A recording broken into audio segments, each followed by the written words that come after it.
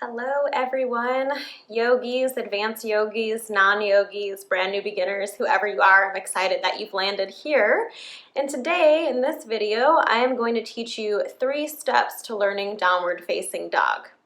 So why downward facing dog? Why is it foundational to yoga? Downward facing dog is something that you're probably going to be cued or guided into doing in most yoga traditions. If you go to a yoga class or if you find yourself in a yoga class, in a yoga studio, in a gym, doing it with your friends, an online video, you're often going to hear downward facing dog. And so there's a lot of benefits of this pose, and I'll go ahead and include some of those in the description. I'll also include some of the considerations for maybe when you would not do this pose. So for example, if you have a headache right now, there's some modifications for doing this pose, which I'll talk about. And this is a pose that's going to help you open up and stretch your shoulders, your hamstrings, back of the legs, all sorts of things that it can be really helpful for. And from my perspective, both as a yoga student and as a yoga teacher, is one of the main benefits or kind of why this pose is foundational in yoga is because it's very something that you come into when you're transitioning from pose to pose. So when you have good alignment in downward facing dog, it sets you up well for good alignment in other poses. And you may not believe it at first, especially if this is your first time ever trying it. You may not believe me, but ultimately doing downward facing dog is probably going to feel like a break in your practice.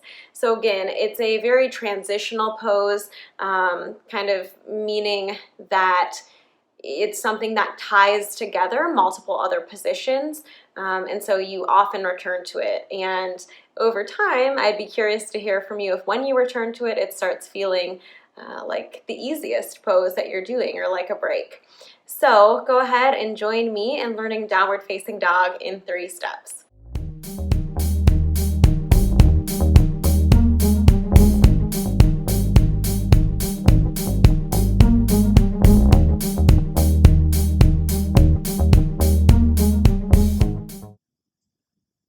Okay, so our first step is going to be to start in a tabletop position.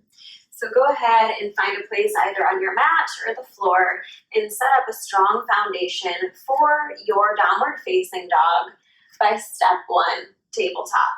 So you're going to have the fingers spread wide like a starfish, hands planted underneath the shoulders. And then your elbows or your elbow pits are going to be turning towards each other. Have your hips above your knees and toes curled under if that's possible for you. Otherwise, you can start with the tops of the feet resting on the mat. If you haven't taken the video segment or watched the recording of breath or breathing practices, I encourage you to do that, as you'll hear me multiple times throughout this cueing you to breathe using Ujjayi breath. So if you don't know what I'm talking about, that's totally fine. You can just breathe in and out of the nose or however is comfortable today. But I would encourage you to check out that video next if you haven't already. So go ahead and starting in this strong foundation, shoulders over wrists, fingers spread wide, hips over knees, toes maybe curled under here. And then see about on your next exhale, just letting the heart and chest melt. So shoulder blades are going to come a little bit more on top of the body. And so here you are, setting up in this very simple tabletop position. So this is a foundation from which a lot of your poses, which your feet, knees, or hands, or even forearms on the ground, will be stemming from here. So it's important that we build a strong foundation before we move into other poses.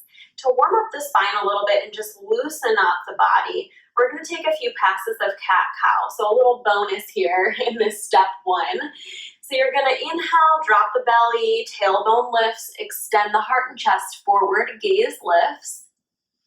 Exhale, you're going to curl your pelvis in. Crown of the head is going to drop towards the floor. It's not going to reach the floor. It's just moving in that direction. Chin moving toward the chest. You can probably even hear how my breath is changing here. And that's cat. Inhale, moving back into a cow pose. So you drop the belly, you extend the heart and chest forward. And your exhale, curling everything in, arching your spine like a cat. 2 more times like that. Inhale, drop the belly, extend the heart and chest. This cat-cow sequence is something else that you're going to hear cued often in a mainstream yoga class. Exhale, curling into cat. One more time, inhale. Nice, everyone. Exhale, finishing up in cat. Maybe let the head and neck hang. And then find that neutral tabletop position here. So we're gonna give the wrists a little bit of a break here. In fact, you can even just sit back on the heels for a second and shake the wrists out if you need to do that. From here, our step 2 to coming into downward facing dog is going to be puppy pose. So puppy pose is a little different than downward facing dog. And so you're going to come back into that tabletop position. So hips over knees, toes can be curled under. And then your shoulders are going to start over your wrists, but you're going to begin by walking the hands forward.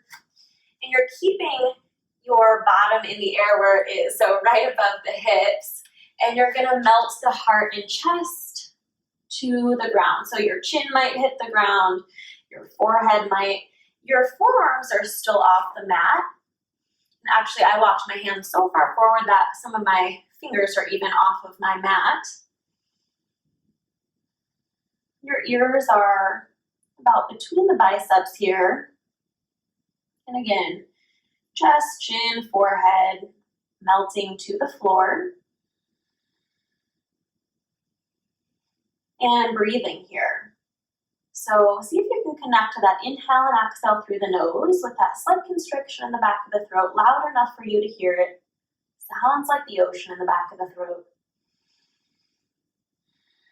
And here you are, you've landed in puppy pose. Another breath in and out. And here the forearms are still off the ground. And then slowly rock the weight forward a little bit and then walk the hands back toward the body. And once again, you can sit back to the heels, shake the wrists out a little bit. You can even interlace the fingers and just roll the wrists around. Roll them in the other direction. And shake it out. Okay, our step 3 is downward facing dog. So you're going to come back to that step 1 position, toes curled under, shoulders over wrists, hips over knees. And this time I do want you to have your toes curled under here. And then just like stage 2 or step 2, when we began moving into puppy by walking the hands forward, you're not going to melt the heart and chest to the ground. You're actually going to stop the hands so that hands are in front of the shoulders, fingers are spread wide, and you're going to pause right there. Toes curled under. You're going to use the strength of your core. So strengthen that up. So take a breath in and out, and then begin to hover the knees off the mat, and then lift the hips up toward the sky. And then ultimately your gaze in downward facing dog is going to be between the feet or toward the navel. Your ears are going to be between the biceps, sometimes even like knocking my one ear to the bicep and then the other, just to kind of feel out that alignment.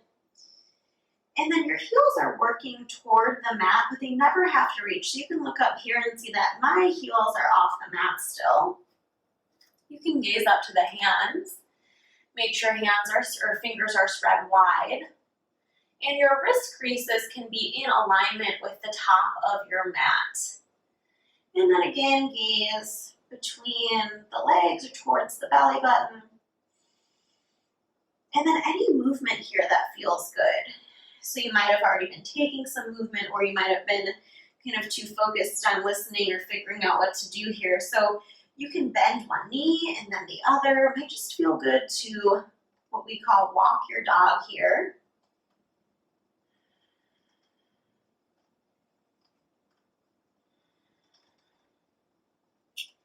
And then find stillness. Again, reset your gaze so it's between the feet or towards the navel. Ears between the biceps. feel that big stretch across the upper back, shoulders, and then all the way down the legs. This inverted position, upside down V. Return to your breath and slowly lower your knees to the mat.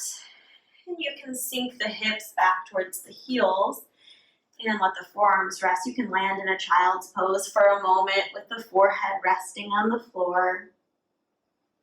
Take a full breath in and out.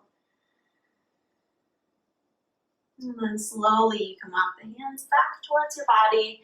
Shake the wrists out. And pause here. Give yourself a little bit of thanks for coming to try something new. If this is brand new to you or a refresher, you can hold down dog from anywhere from 1 to 3 minutes. In the beginning, it will be really difficult, so you might want to lower the knees into that tabletop or puppy, or take a child's pose like we did at the end. And I'd encourage you to repeat this sequence a few times. You can start getting the hang of it, and I'm telling you, eventually this will feel like a break to come into down dog. You can bring your palms together if you wish. Thank you so much for visiting me today. Namaste, everyone.